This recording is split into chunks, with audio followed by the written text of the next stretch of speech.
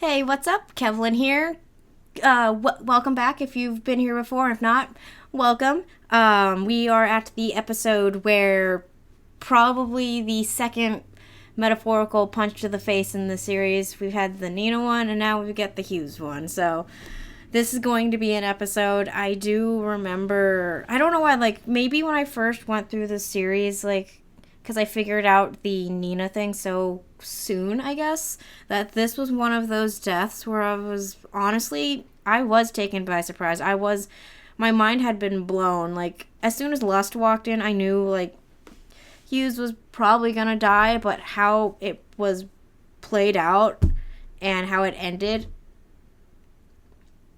yeah, it was definitely something. So, anyways, we're going to get started, and yeah, I don't know how to do these openings, so. The power of one man doesn't amount to much.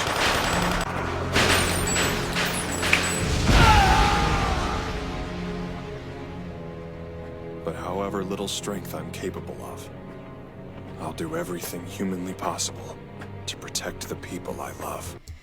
So, if Mustang was just going to snap his fingers and, turn the room into a fireworks show, why were you sending out all those other people? Or is that just, a different part of this flashback? I don't know. How far can he send out his flames? I'm actually really curious, because we see it, only within a few feet of him, and we've also seen it, go across the entire room. So, I'm just curious. I don't know. Maybe it's, a skill thing, so the better control over his alchemy, the further it can go.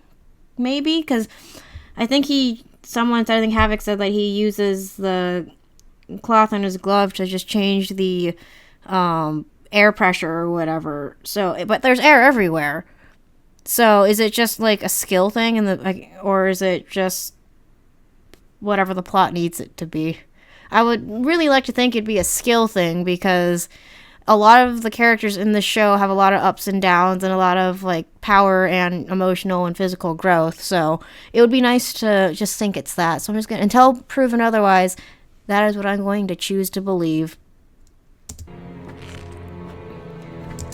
Also, why is there a lizard on his gloves? I know there are different fire salamanders and whatever, but usually when I think of fire, I don't think about lizards.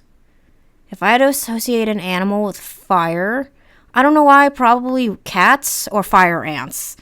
No, I wouldn't usually think lizards. Lizard. Ah, it was another fever dream. I should have probably been able to tell by the filters, but I don't know. It's 80 degrees inside. My brain is fried like an egg. Well, I love these drawings of Ed's. I mean, as long as I can tell what it isn't a fail, and I can tell that that's envy, and I think that's lust. So, I mean, it's a win. I don't think envy would be too happy to see himself drawn like that, though. but may I please ask the occasion, sir? This young man. Heard you're injured. I thought a nice melon might cure you up. I guess. Thank you, sir! And now you, my revered full-metal alchemist.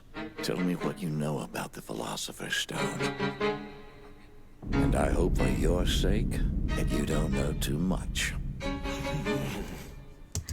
I love how he starts out with, this is an informal informal visit, and then he gives Ed a melon, and then he just goes straight into this. Alright, let's slow your rolls. This isn't a bakery. We need to calm down. Do not trust anyone. Keep this to yourselves at all costs.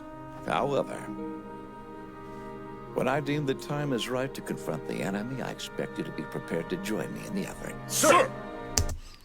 I know a lot of you are probably from the Fire Emblem side of my YouTube channel, but for those of you that aren't familiar or need a refresher, in the Fire Emblem Three Houses game, one of the characters, Edelgard, there was a similar talk about this when student, or I guess I'm going to call her student, when Flame went missing, and you're going around talking to everyone, and there's a list of suspect people, and you go up and talk to Edelgard, and she's like, oh, who do you think it is, talking to your character, and then it gives you a multiple choice so you can freely pick your answer. I think it's oh, it's those who slither in the dark, or it's a student or whatever, and you shouldn't trust anyone if you choose one of the latter options, she gets really mad and she's like, oh, all right then. I see how it's going to be. I feel like that's the opposite of the scene with the same message, if that makes sense. Like, spoiler alert, I should have opened with this, but Bradley is obviously, when I first saw this, I didn't really suspect him until he said that last line, but then I was like, what am I gonna do? I'll just watch it play out. But then Edelgard is like, how, you mean you suspect me? And then she, like, holds you at arm's length no matter what route you pick. Like, okay. Wouldn't you want to keep your friends close and your enemies closer? You see, I've snuck away to get a few minutes of privacy. Well, farewell for now. This scene just cracked me up when I was younger, just watching him just jump out the window. What's going on? Did I miss something? Not really. Just a tornado passing by. And for bye-bye, Daddy's gotta go to work now. Oh, I hate myself. In my mind, I was thinking, well, the episode's barely half over. What does the rest of this episode consist? I hate myself. I hate myself more than I usually do right now, but...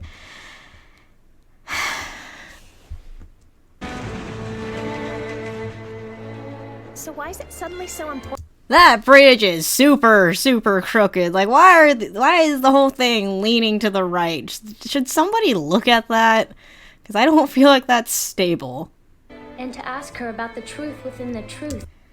I've mentioned it before, but this show does a decent job on its background characters, but first off, the guy reading the newspaper, he looks like he'd be like a shopkeeper at like a drugstore, but he'd be cool enough to let you sneak out the back door if you're being chased. And then this dude in the back, he looks super suspicious. He looks like one of those people you meet in a dark alley, and he just opens up his trench coat and he's like, hey kid, you want to buy like some watches or something? And he has like a bunch of watches in the inside of his trench coat. I don't know. Anyways, that was my little world building. It's apparently in response to that sham religion that was preying on the townspeople. They finally realized they were being suckered.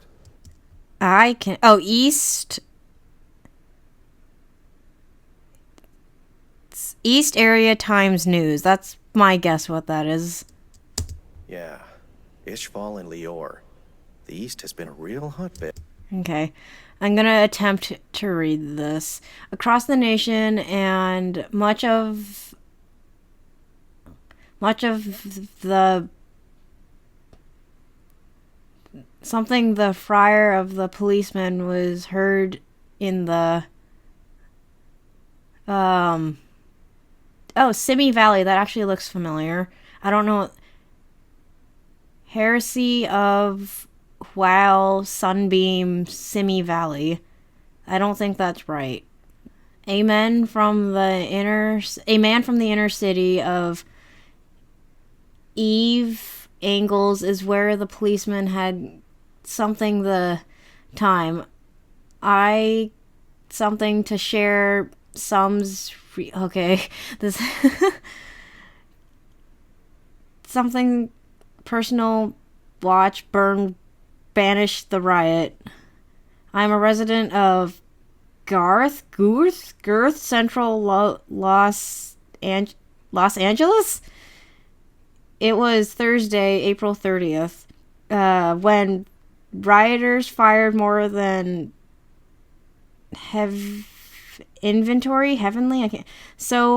under the ammunition into the audience. I want to say that looks like the word appliance, but audience makes sense.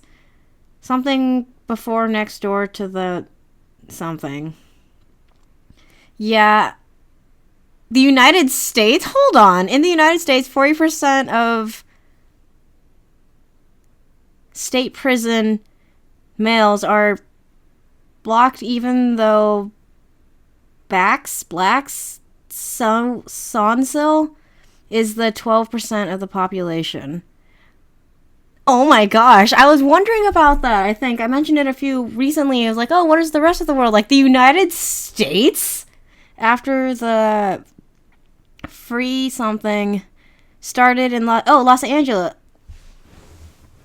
My brain hurts. What do you mean Los Angeles exists in this world? Why is that so hard for my mind to wrap around? Oh my gosh, this is so much to unpack. I don't want to spend too much time on this. You guys probably don't find this interesting. I'll probably cut most of this out. That was such a good throw. I am impressed. This is hands down the best apple pie ever! Isn't it, though? Mrs. Hughes is a really excellent cook. If I tried to pick up a pie like a piece of pizza with a napkin, that thing would disintegrate. Do you know how goopy and wiggly apple pie is? Either I'm eating it undercooked, or there's something in this pie that's making it hold its shape alarmingly well. Hughes is obnoxious. He doesn't know when to shut up, and he spoils his daughter rotten. I thought he ate the Come by napkin your for a hospital second. room a lot to talk to you. He always made it a point to come and keep me company, and it didn't matter when. He'd even blow off work. We should figure out some way to thank him next time we're there. I am so glad that Ed, Alan, Winry are, like, not just, like, subconsciously understanding, but they are addressing it between the three of them, how much time Hughes and his family took to spend with them, even if that they were busy. Real friends will make time for you, even if one of you is completely busy. And I think more people in real life need to be like that, even if it's just a quick text or like a 10-minute call. People need to acknowledge that a lot more. Oh, I'm busy. If you are, I will make time for you if you're that important. Anyways, I always thought that Mustang looked like Reinhardt with his hair slicked back like that. I don't know why. It just always kind of threw me for a loop that he just kind of looks like Reinhardt here. Actually, sir, there is another matter I've neglected to mention. The Elric brothers were recently here. They only departed a couple of days ago. But Hughes, I'd say he deserves an answer. Once I'm transferred to Central, I'm gonna start shaking things up until I find one. Doesn't sound like you to mix your public and personal concerns. There's no difference between the two. That whole scene between the three of them and how Mustang just basically broke that into pieces to figure it out, that is so smart. I don't know, especially since a lot of people are emotional thinkers, and for the most part Mustang holds it together pretty well, except for when he's fighting Envy, but he holds himself together really well, and he figured that out.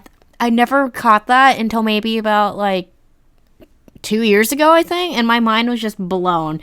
I've told you before, I love smart characters. This is one of the reasons why he's one of my favorites.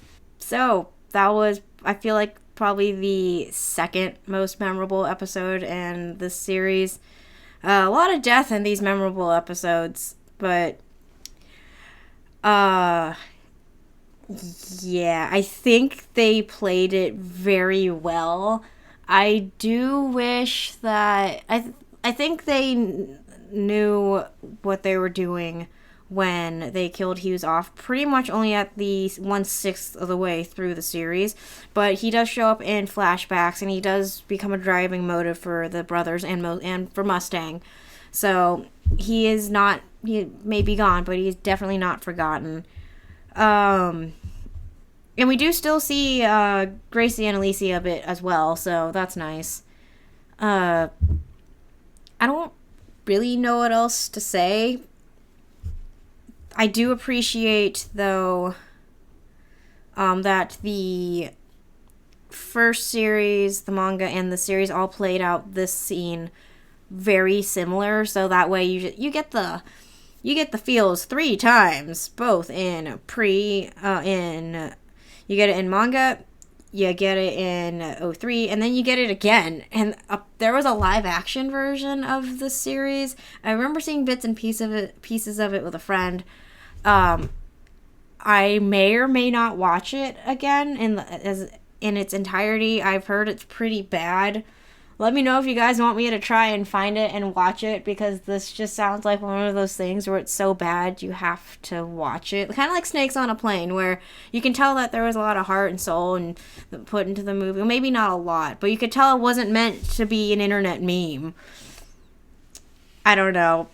But anyways, you guys have a good one. Thank you for watching, and I'll hope to see you next time.